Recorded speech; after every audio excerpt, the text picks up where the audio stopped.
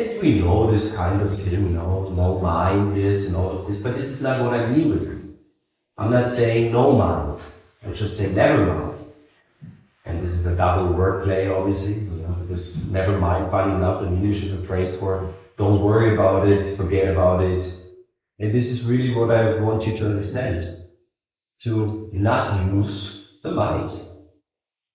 So the first thing to understand about mind is all of us, we have like 30 to 60,000 thoughts a day. Can you even imagine that? Like you have thousands of thoughts every day that you obey, that you listen to, that you watch and take for serious, that you take and make an action out of them. I really should give my grandmother a call, and you call her, and it's a horrible call, and you find out that this happened, whatever. Or you wake up in the morning and say, I really want to have an English breakfast because I deserve it, I worked very hard yesterday. This is all mind. This has nothing to do with life. So this year, when we look at the bodygraph, and the bodygraph is a representation of life. It's not just your body, it's life too. Life is made of specific elements, or you could say specific dimensions. We have a dimension that is about stress. Everybody in this world knows what stress is. Some people can deal with it, some other people say, oh, I cannot deal with it. We can see this in your bodygraph, but we can also impose this on the world. So what is this world about? It's a world that is about existentialism, stress, survival, life force, doing, working, emotions, feelings, willpower, tribes, holding together, communities, direction, love, expression, and mind. Mind is part of the game. But mind is not the body. This is a very beautiful thing to understand. The first around 6 months, when we're in the womb of our mother, we don't have a mind. We're just purely existential survival creatures. And most of it, we get nurtured, but this is just instinctive.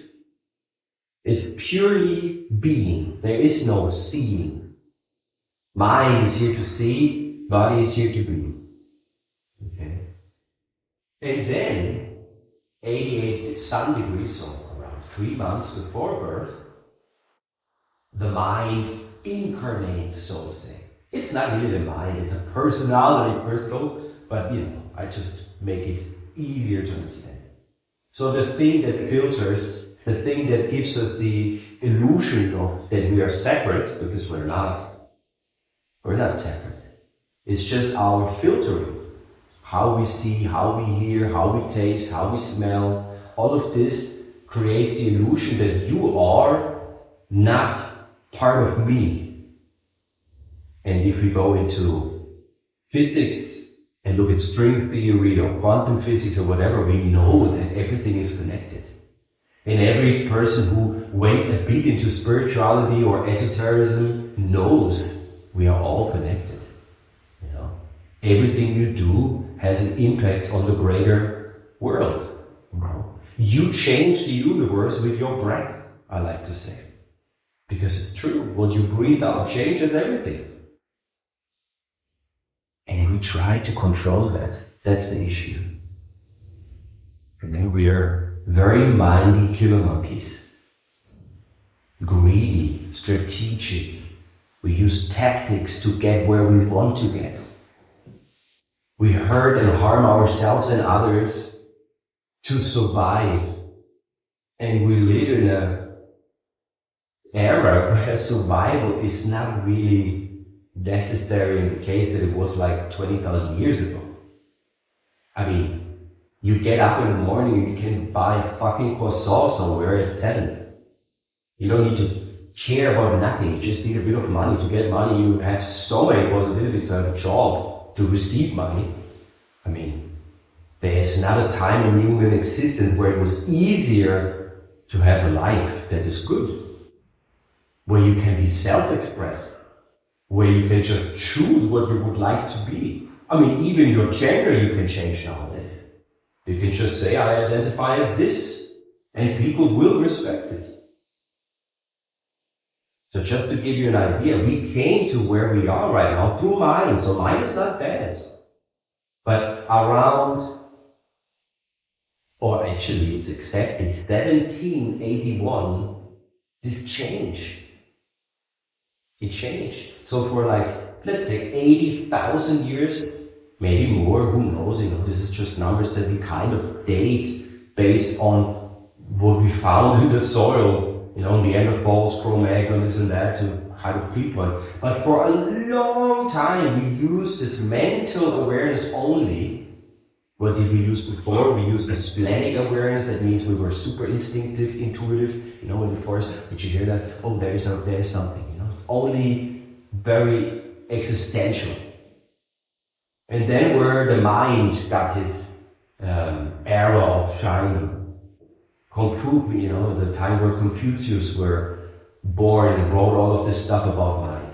Mind was how we got to this place where we are right now. Because mind is very strategic and logical and can scan and measure and can project into the future and can reflect on the past. It's almost like a time machine, if you understand. What we have inside of this skull is a time machine. We can go everywhere just by imagining it. So this made us obviously get on the top of the food chain. Because we could project into the future what we might do and could prepare for something that might happen. We weren't just existential in the now, from the hand and the mouth. No, we suddenly evolved a self-reflected consciousness that could time travel and see different dimensions of what could happen or not.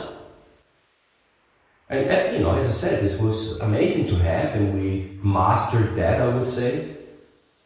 But we stuck with it. So you could see it like this, the evolution. We started with instinct, okay? Super instinctive. What still, animals, mammals are still here. They're super instinctive. They go, like when you watch a deer in the forest, it eats, and in the middle of it, that just falls what's in his mouth and goes and drinks. It's from impulse to impulse to impulse. It's not worry. Worry is here. All the worries you ever had is an illusion of your mind, trying to control your life. Always. It's not a real fear. A real fear is fear. The fear of dying, or the fear of being inadequate. Because it's about survival. If you're in a situation where you're not equipped, you need to have a fear that makes you on alert to survive in that situation. And I guess most of the people that had experiences where they came to a moment where they just, everything makes boop, and you're just in this moment of reacting. I don't know if you have kids. I have a daughter. She once almost fell from the table. Wow, you're super fast. And there is no mind. You just do. This is here. This is our instinct, our intuition. And here we have the words. Here we have the mental plane. Here we have imagination, ideas, opinions, patterns. And the mind is amazing with lying.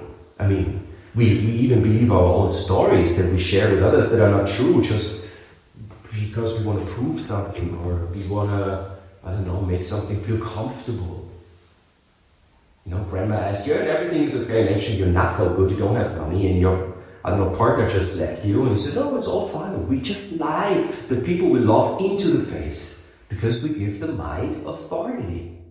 We give this here authority.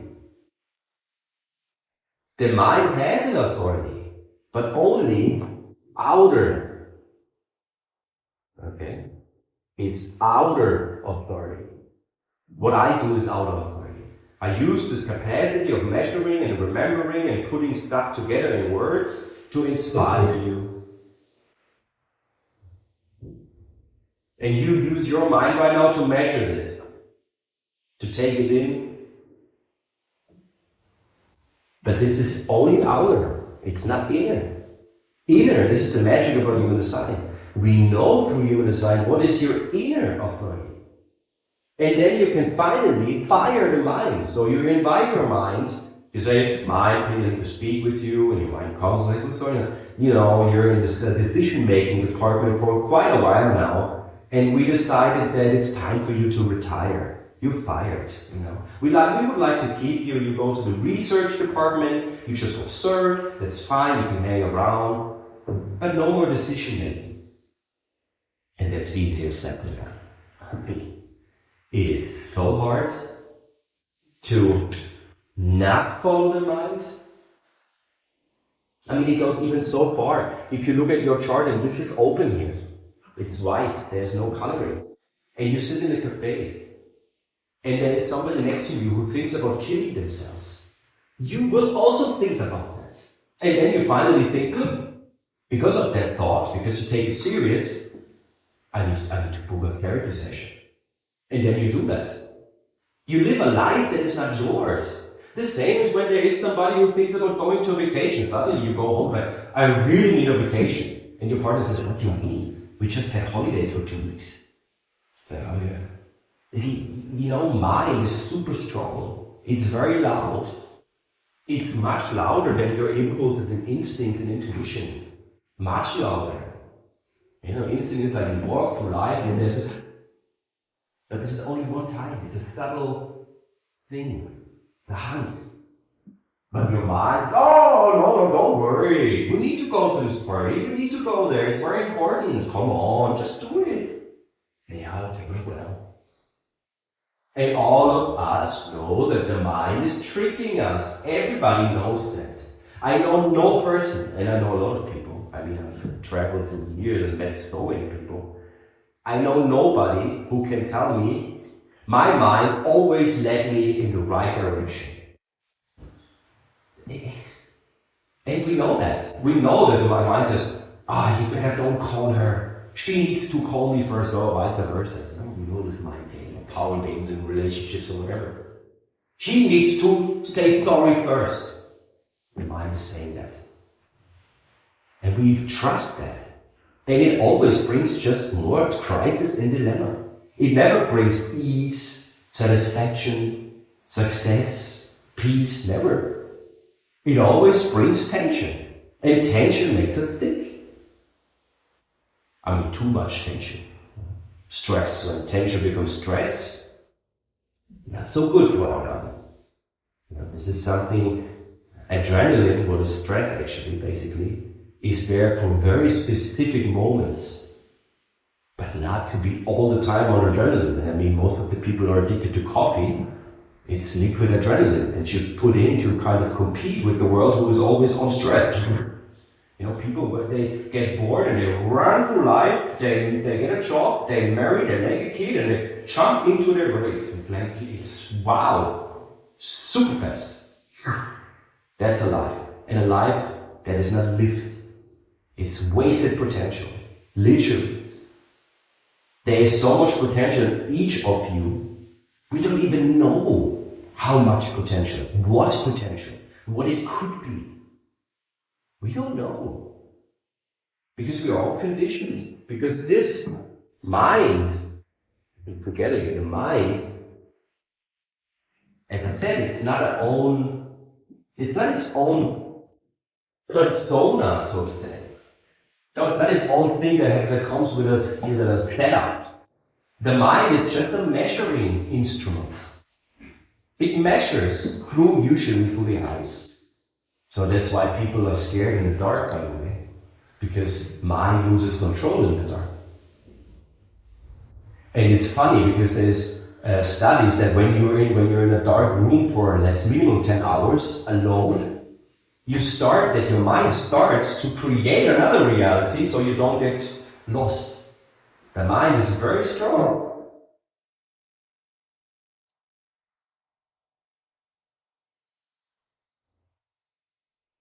So, what can we do? First of all, we need to understand the following.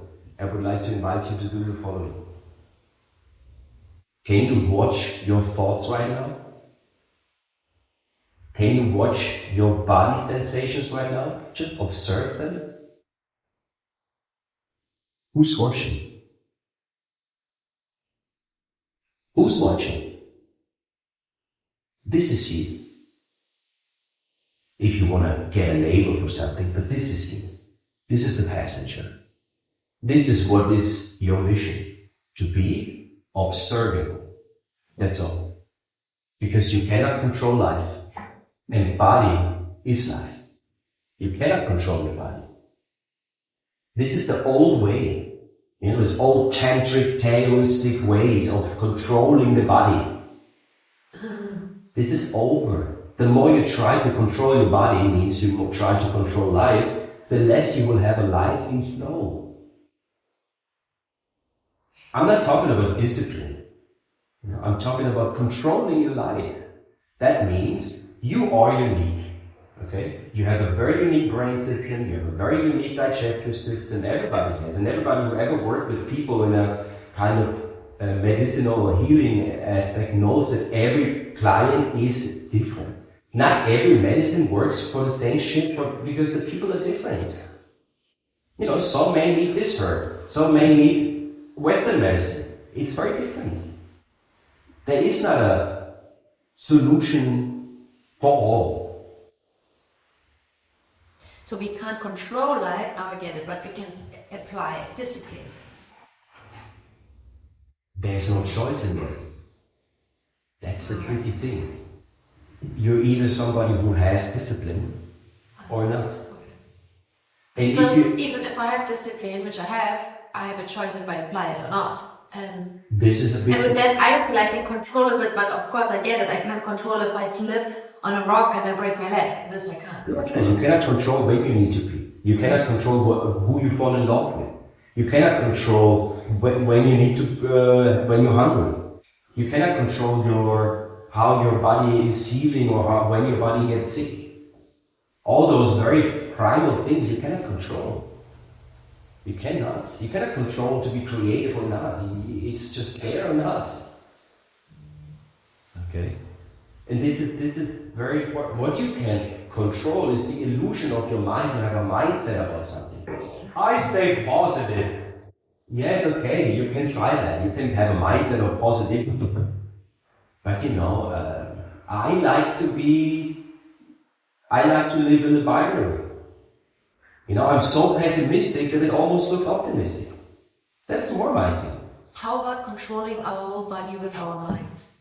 You can try that, but it's not the thing that we are here to do anymore. And to some degree, it doesn't really work because we think the thought that we observe right now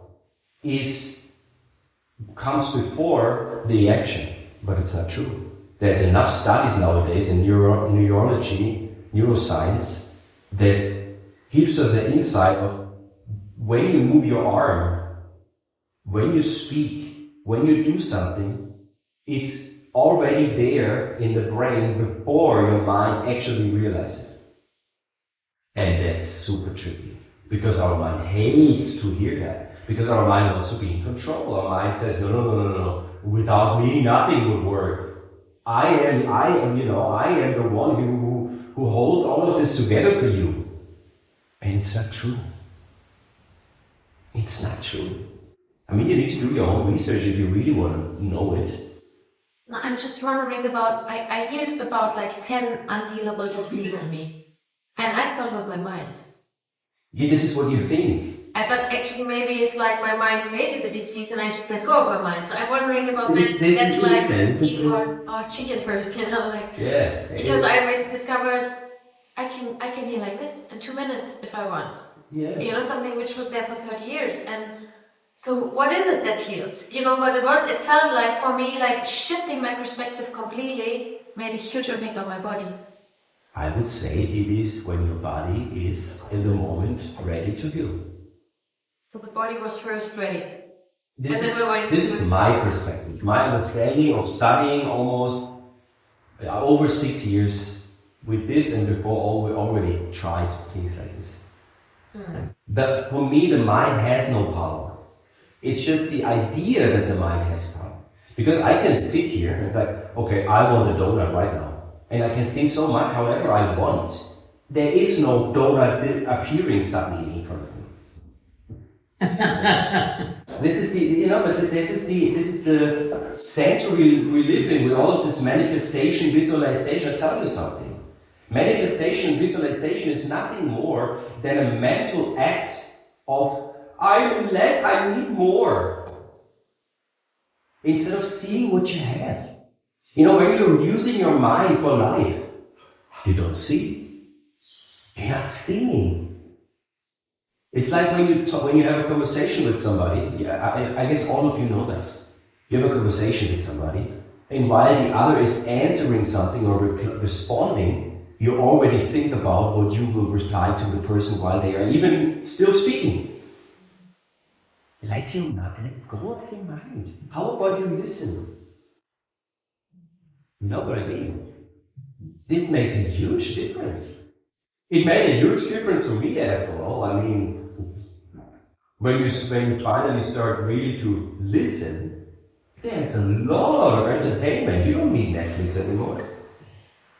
Yeah, what you can see, what your mind is doing and saying and it's creating and whatever, it's amazing. I laugh so often about my mind, what it tells me. It's like, you should really do this. Well, okay. You know, and sometimes I get stuck and then I need to speak it out. And then I laugh about it or like, what the hell, why? I mean, if we would really manifest what our mind is thinking, you think this world would still exist? I mean, every husband who is in a marriage up more than 10 years would be dead, because the wife will think every day about shoes, and vice versa. You know? I'll just give you some examples. We often have very bad thoughts, and it's not even ours. It's not you. You are not the thinking. The thinking is just, I always say that, the gases of the brain. It's a byproduct. It's not you. And again, we go back to this. Can you observe your body? Can you observe the sensations? Can you feel that you have a body? Can you observe that you have thoughts? Whatever you can observe can never be you. Right? It cannot be you. You are the passenger behind all of that. You're the particle of consciousness that is observing since the beginning of existence. I mean, there is not even an age, because time is not relevant in that. But the experience you have now, that you observe right now, is unique. It's made for you. So are you observing? Are you seeing? Can you let the body be? Or do you try to control the being and stop seeing? That's really the thing. If you don't see, nothing has value, nothing has worth. You know, it doesn't matter what it is, relationship, job, health. It doesn't matter. If you don't see, it means nothing. And then you get mentally depressed. So the mind digs its own grave. Oh, you know, nobody is here around me, and if this person would be there and, you know, said this loud, it was like, but we are around you right now. So, the body is the inner authority, okay? And it's very tricky to convince the mind. Like, for example, if you're a generator, it's a type, it's an aura form, it's how you interact in life as you are. If you are a generator, you need to give your mind a kind of task. That's me. You need to give your mind a task. You need to say, okay, mind, as I said at the beginning, you know, you are in the research department now, your job is only to observe my inner authority, whatever this is. You know, it can be sacral, it can be emotional, if you're a generator. Only observe this, only. And the mind always tries to see it like, oh, I have a suggestion, maybe, and you just ignore it. You just ignore it. And I'm not speaking about get detached, no. You're fully involved. You know, when you sit in front of a screen or you go to the cinema and you know these moments where you're totally absorbed in the movie, but you still know you're in the cinema, but you're totally absorbed in the experience. This is what it should be. You're totally absorbed in your experience, but you're not it. You know that you're just experiencing it in a sense of you observe it, you see it, it happens to you. Wow. You don't make life happen. Life makes you happen, so to say. I know this is a bit twisted, but because everybody tells us, oh, use your mind. You know, we have this weird saying. I think we did this. Some idiot. He said, I think and therefore I am. What about the people who don't think they are not existing? Suddenly, they just suddenly disappear. It's crap. I would like to say, I see, I sense, I feel, and that's enough. Isn't everybody's thinking? Everybody is thinking, but there's a difference. We will talk about this in the mechanics of thought.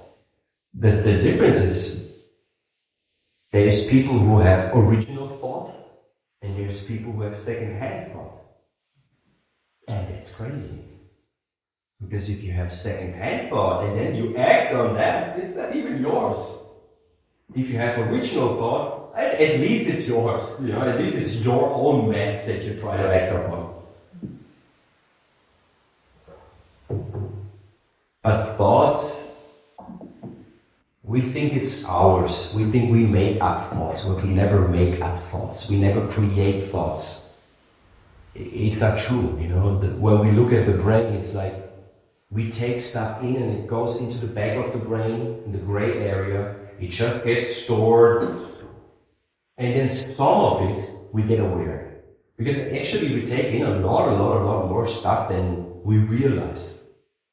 So it's stored in there, and then our glands, the pituitary gland and what's the other called? Pineal gland, they kind of are the transmitters and translators between this storage room, so to say, and the front of your brain that creates emotions and acoustics and whatnot, and translates it that you can have language.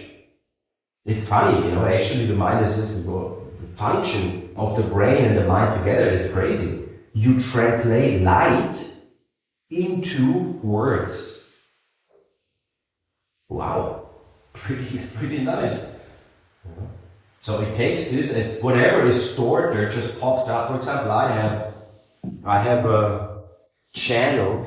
This is a connection. I have a mental channel, and this channel, you know, I go to the shower, suddenly I have a thought that it's, I don't know, it's 8 years old. It's something from the past. It's like, I don't know,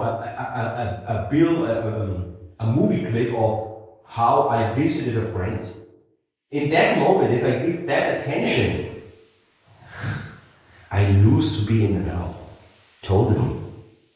And then there's people who are like, okay, what should I do with this? Do I need to do something with this? Why did I think that? They take their thoughts serious. Thoughts are not yours. Thoughts are not to be taken seriously. And please, only try this for a few days. Do not follow your thoughts. You wake up, I really should not. You should do nothing. Whenever you think or you hear yourself, should, must, could, need, it's mind. It's mind. Never mind. Okay. So what else should you listen to? To your body. To your body. And you do this all the time. I mean, it's not like that you are disconnected totally from your body. It's not true. This is not possible. You will always have, you know, your body will give you the sign of I'm hungry, you know, or I'm thirsty, or I need to pee, or whatever, you know. And if you really don't listen to it and you're super stubborn, it will create diseases that will lead you to do the things that are good for your body, eventually. Huh? So also I wanted to say, the mind is not its own It doesn't have its own agenda in that sense. It's conditioned. Mind is conditioned. Conditioning is what makes us sick. And conditioning is also what brings us to paradise. This is the twisted shit again. It's binary. It's always two sides. Always.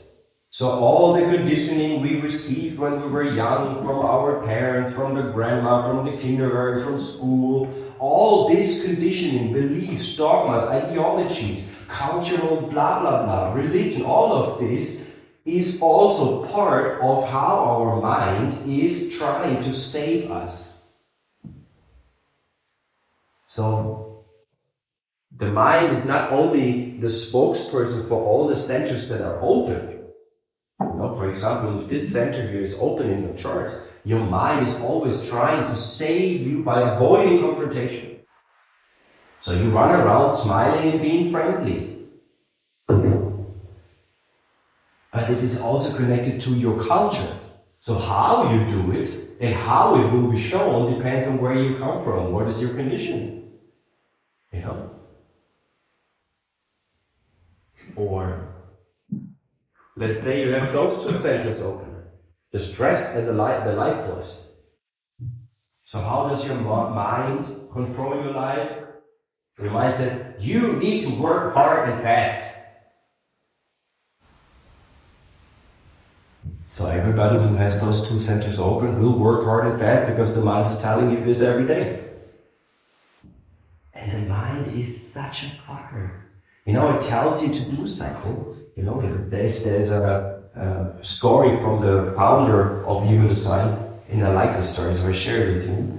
He said there's this guy, and he has a job, he has an apartment, and everything's actually, it's fine, his needs are met, it's not like that he has a bad life, but he wants more. He wants more, he thinks he deserves more. So he's always having this dream, since weeks, where he wakes up and he remembers that in this dream there is a voice that tells him, quit your job, sell everything you have, go to Las Vegas and put everything on that. And in the beginning he was like, yeah, it's just a dream. But after a while he starts to trust this voice. He listens more and more to this voice and feels like, okay, yeah, maybe this is it.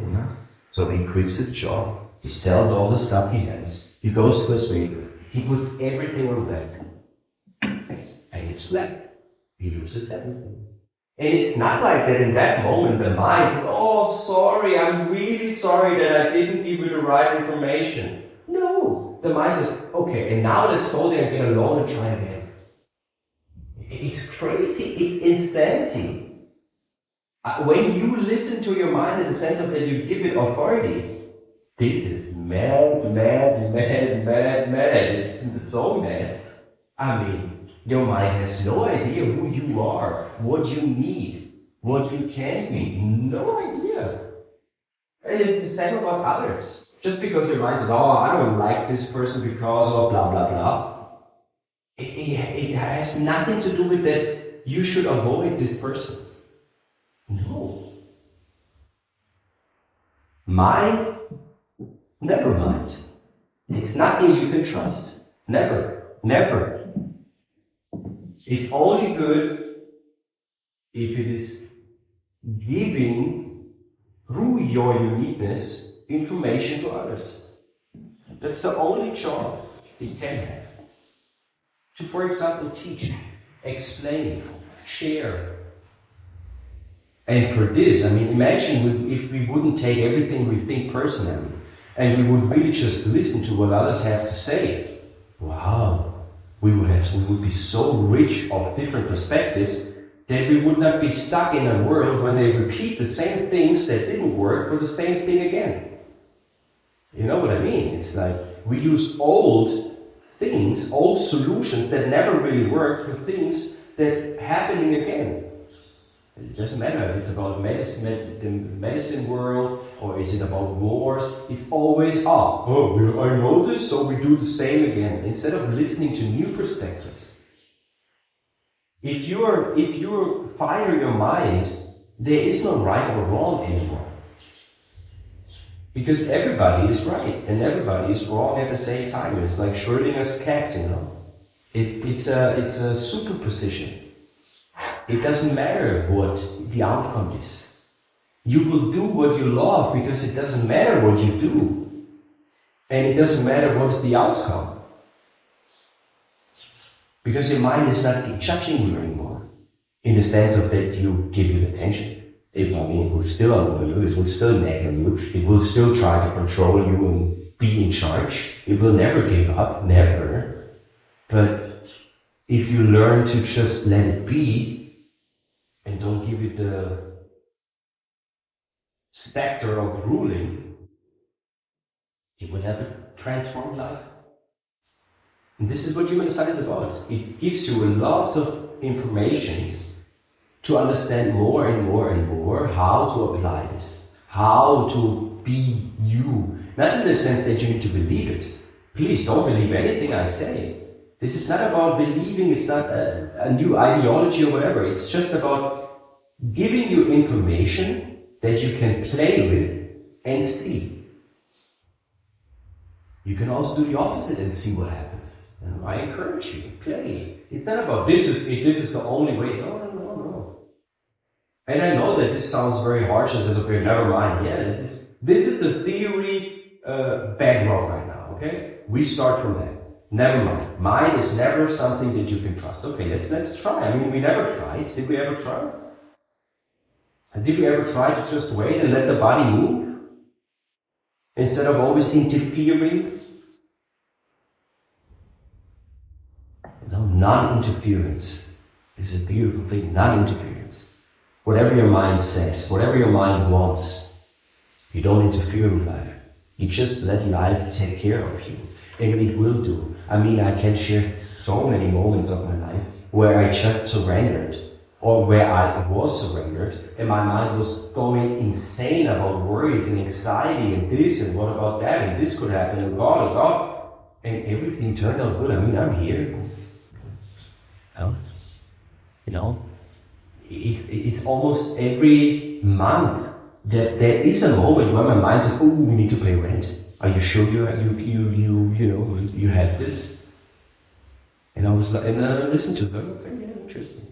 And sometimes sometimes it gets a bit loud, and sometimes I need to speak about it, and sometimes this worry gets stuck with it, but I can shake it off quite good. And this is what it's about. Don't believe the stories of your mind. It has no idea what life will bring you. Think about the last thing that surprised you. Have you ever thought that this could happen? The things that life brings you, the things that can happen in life, you can never think about that before. That's why life is so beautiful. Because it's always unexpected. Always. Every moment. In every moment, everything can happen.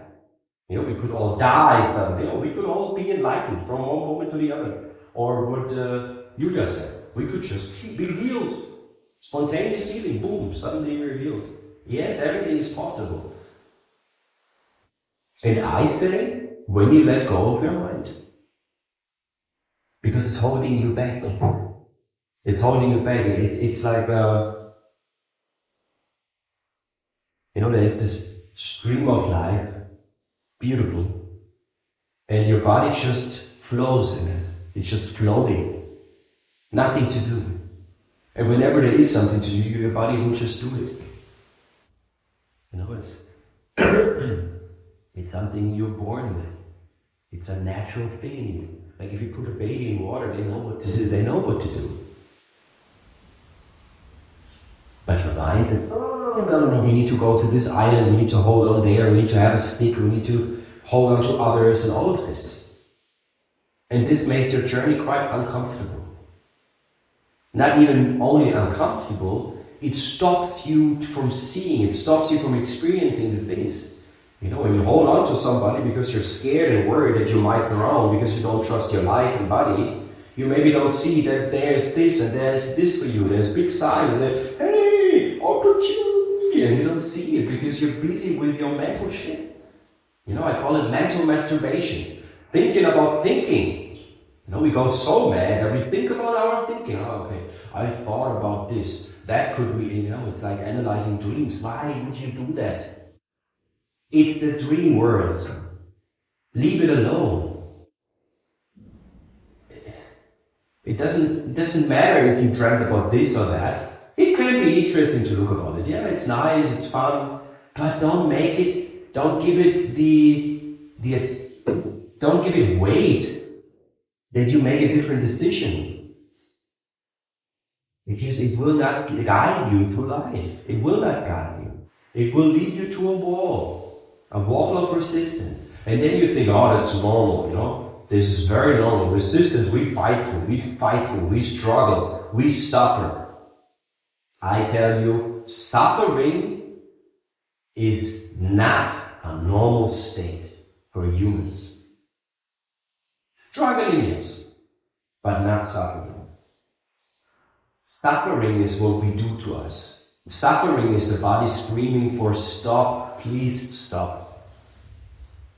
It's just a signal. It's a signpost. It's not necessary. Nobody needs to suffer to be themselves. That's such a lie. It's not true. Because there's people, 25, 30, or 40, and they say, because of my suffering I am who I am. It's not true.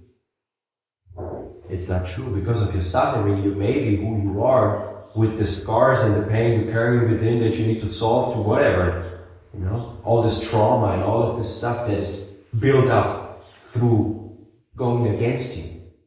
At some point you need to kind of solve it. And your body will, right now I have this problems in my back and in my neck. My guess is that maybe it's just time that I need to feel through this pain, that I need to go through this. And it's so interesting because mentally I go through this very differently than I would go through this 10 years ago. I'm still, still I have my whining moments where I'm like, oh, I don't want this and this is annoying. But when I'm alone and I have this, I feel like, okay, yeah, I can accept it. I can accept it, it's how it is right now. And my mind was going, you need to go to another doctor, you need to do this, you need to try that. And then I talk about it. And of course I get a bit confused, but I try to listen to my body.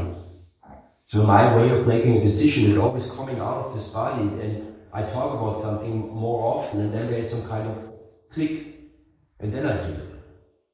But not sure that, okay, I know so many people who go to the hospital for every little thing, because their mind is, we need to go to the hospital, and it's not necessary. It's wasted resources. And why would you even like to go there? It's the place where you die and get born. It's a weird place. Ra always said this is a super weird place, and I feel it. It's like nobody likes hospitals. I don't know, and if they like it, I don't know what's wrong with them, but it's a weird place.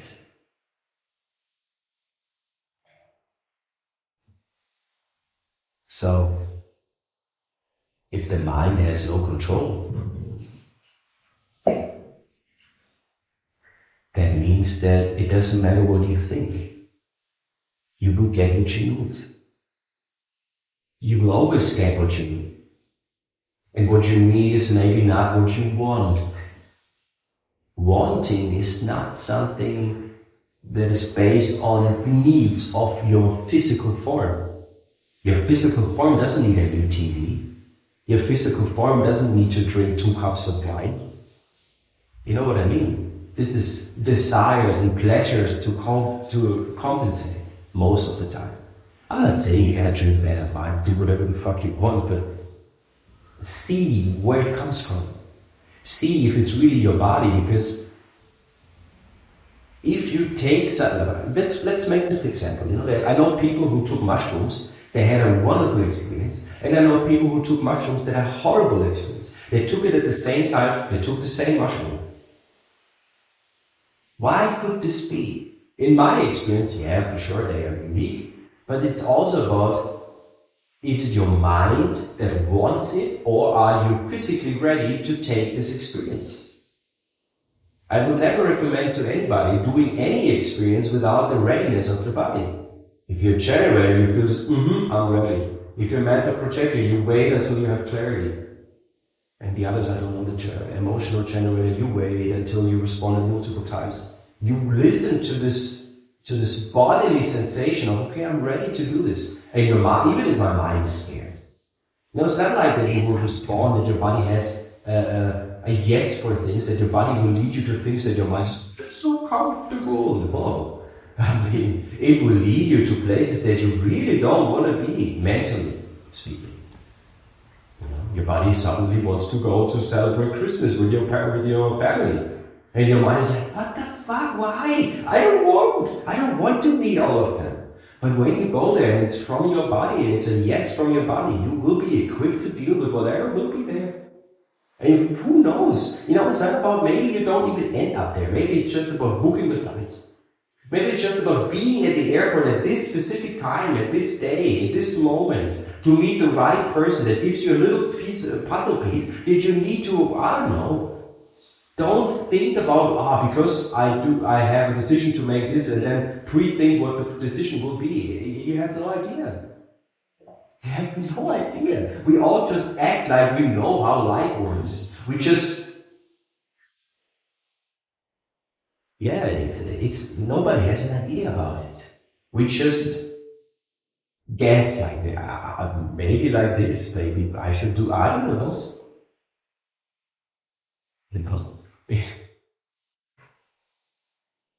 It doesn't matter how old you are.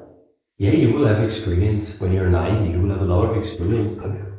But what worked for you doesn't mean necessarily works for your nephew or whoever, because they have their own life. They have their own conditioning. They have their own unique filtering and limitation. If you have a human design chart in front of you, you will see that there is on the right side, there's a lot of black numbers. This is how you filter. And it's very interesting. Because there is two aspects. It's the nose. They look like this. It's a symbol for nose, the moon, it's a position. And here we can see how you mentally see. And then we will understand the following. Everybody is limited in how they see the world. So your partner is always right. Because what they see is what they see. You know what I mean? They can only see how they see. And I can only see how I see. I can only think how I think. I cannot change the way of how I think. I can maybe enrich it or bring it in maturity or, make it right. But the way of how I think with my fixed mind can never change. And if you have an open mind, your thinking is not even yours, so what you want to do with it. You're here to be philosophical. You're here to be, here to let it flow through. That's all. You're here to know all the thoughts possible. And over time you become wise and say, idiot, inspirational. That's your job. You measure. If you have an open mind or a defined mind, doesn't matter. So, the black side of your chart, again, this is how you are filtering reality. You gotta understand this. It's really like a prism. This beautiful photo where I have this prism and there's this light and then there comes a rainbow. Depending on how you turn a prism, depending on how you turn a crystal, the same crystal, the outcome is very different. So those aspects you see in the chart, this is like a kind of angle for stuff. So you can only be only able to see or experience or think like that because it's fixed. This is how you are. And I know that humans don't like to think in the terms of limitation. We all have this, it's almost like a fetish. We want to get rid of limitation. Limitation is bad. It's not. Limitation, I like to be creative. If I would not experience limitation in my life, in the creative processes that I went through, doesn't matter if it's music or drawing or whatever, without limitations, I would never come to anything that is rich in its uniqueness. Never. Limitation is the bedrock of creativity. We need to be limited. Your mind needs to be limited to be unique. Without limitation, you would be everything, and then everything would be the same, and everything who's the same would be boring because you wouldn't have an experience. You know, this illusion of separateness that we have is necessary to have an experience. It's like, because there is this weird illusion that I touch the stool here, it makes it very interesting to touch things. Even though my hand is never really touching it because atoms cannot touch. You know, it's never possible. I'm not touching it. It's something of my cognition, of my perceptivity that gives me the idea that this is kind of warmish, soft, wooden texture. But actually in the smallest particle sense, it's the same idea. Wow, again. And we take our life serious mentally. You know, we take it serious when you have a bad thought. Oh, why did I think this? We take it serious if you mentally are super happy and oh, yes, I want to do this and blah. Why? It has no meaning. It has no meaning. If you think about killing your partner, it has no meaning. It happens what to do. It's a thought. It's not personal. It's maybe not even your fault. Maybe it's your partner thinking this, and you just amplify it. You know? I have a very basic question. Yes. When you talk about the mind, do you mean, you mean completely both upper Yes, because center? yes. So, okay. So how is it's separated? So how are they called? So we have the head center and the Aljezur center. And they come together. They come together. This is a very basic thing. Thinking needs a pressure. Thinking needs pressure. You will not ever think if there wouldn't be the pressure to think. And the pressure is usually a question. So, the most people on earth think about things that doesn't matter. They don't matter. They think about stuff that really is irrelevant. They don't think about how can we be all rich and have all needs met. That's not what people think about. They think about stuff that doesn't matter. You know? Is Bigfoot existing? I don't know. Who cares? Am I smart? Do people see me intellectually? Is it important? How others see you? This is just a mind thing. Only the mind is interested in how you are seen by others. Your body doesn't give a damn. It doesn't care. It's not important for your body to be alive. Not at all. It's just your mind. So that's why a lot of people who are successful, actually, a lot of them give you the same tip. They say, don't worry about what other people think about you. And actually it's funny because how often do you think about others? Because I don't think a lot about others. When I watch my thoughts, it's not like, oh yes, I met this person who was a really bad person. It's not like that. My mind is always thinking that. So why should others think differently? We have a common thing of, okay, we think, and sometimes we think bad things, but it's not like that the people are busy thinking about you. Oh yes, I think about you all the time. No. It doesn't matter what other people think about you. The moment you are free of resistance, they want to get to know you anyway. Because this is what we want. Everybody wants non-resistance. This is what we deserve. This is, we come out of the womb like, oh, okay, finally I have this experience and it will be without resistance, right? Right?